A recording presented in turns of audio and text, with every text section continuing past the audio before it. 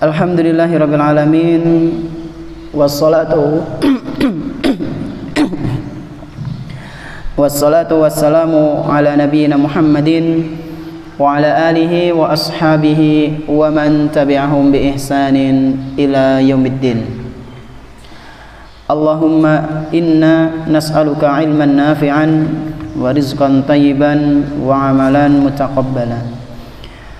Amma ba'd, jamaah salat subuh yang semoga senantiasa dimuliakan oleh Allah Subhanahu wa taala. Insyaallah pada kesempatan pagi yang berbahagia kali ini kita akan melanjutkan kembali pembahasan tentang seputar ketakwaan. Dan kita masih dalam pembahasan kiat-kiat supaya kita bisa meraih ketakwaan. Yang pertama napa nggih Pak Bu? Supaya kita bisa meraih ketakwaan, rajin menuntut ilmu. Ya, rajin belajar ilmu agama. Kemudian yang kedua napa? Mentadabburi Al-Qur'an dan hadis.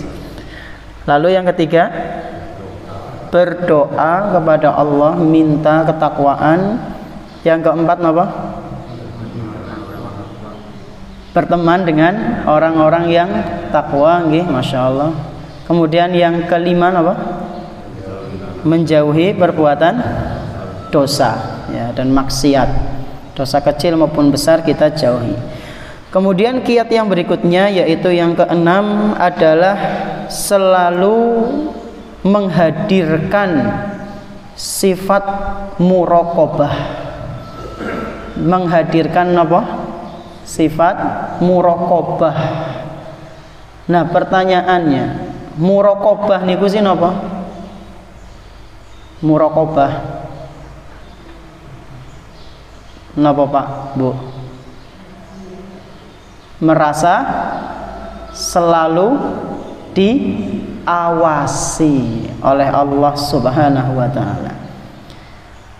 Jadi Pak Bu rahimani wa rahimakumullah, kita itu supaya bisa bertakwa kepada Allah Subhanahu wa taala, di antara caranya adalah menghadirkan sifat muraqabah, yaitu senantiasa kita merasa diawasi oleh Allah Subhanahu wa taala. Teorinya gampang ya, pokoknya sing teori-teori itu gampang. Tapi prakteknya itu ya kalau tidak dari taufik, ya, kalau tidak dengan taufik dari Allah Subhanahu wa taala berat. Merasa diawasi oleh Allah Subhanahu wa taala. Kenapa harus merasa? Ya karena memang sejatinya Allah Subhanahu wa taala itu selalu melihat kita, selalu mengawasi kita. Dalam Al-Qur'an surat Al-Fajr, Allah Subhanahu wa taala mengingatkan, inna rabbaka labil mirsad. Sesungguhnya Tuhanmu itu selalu mengawasi, senantiasa melihat. Jadi dimanapun kita berada Pak Bu, Allah melihat kita. Jangankan yang zahir, yang kelihatan, yang batin pun Allah Subhanahu wa taala tahu. Yang zahir nih, saya sedang berbicara, ya, kita sedang sama-sama belajar, suara saya terdengar nggih? Allah Subhanahu wa taala tahu, Allah Subhanahu wa taala mendengar. Yang zahir kelihatan, kedengaran, begitu pula yang batin, ya. Mungkin zahirnya di sini yang kedengaran itu cuma suara saya, suara kipas, suara manuk, ya, burung pada berkicau. Tapi sejatinya Pak Bu, Allah Subhanahu wa taala juga mendengar apa yang ada di batin kita. Allah mendengar batin orang yang mengatakan rampungnya kapan ya. Allah Subhanahu wa taala juga mengetahui batin seseorang yang mengatakan ngonyong barget turu bae apa ya, apa maca Quran. Allah tahu semuanya. Allah tahu gerak-gerik kita, Allah tahu penglihatan kita, ngelihat kemana, akal kita digunakan untuk apa, Allah tahu. Nah, ini harus kita hadirkan dalam kehidupan kita, Pak Bu. Jangan kira ketika kita di rumah sendirian scroll HP, apalagi pas lagi Ramadan ya, mungkin lagi gabut ya, yang anak muda lagi ngapa ya, bingung ke ngapa, maca Quran sih ya. Buka HP akhirnya lihat video-video yang tidak senonoh. Jangan kira kita itu sendirian. Allah Subhanahu wa taala melihat ya. Link yang kita klik, situs yang kita buka, itu Allah Subhanahu wa taala tahu. Inna rabbaka labil mirsad. Allah itu senantiasa mengawasi ya. Coba bayangkan Pak Bu, kalau misalnya kita sedang berada di ruangan yang lengkap dengan CCTV ya. Kita sedang berada di ruangan yang lengkap dengan CCTV. Kira-kira kita bakal petakilan mboten ya. Kita bakal melakukan hal-hal yang aneh mboten? Tidaklah. Isin ya. Karo atasan dideleng ya. Oh ke jebule ya. Kerjane ora beres, turu tok misalnya.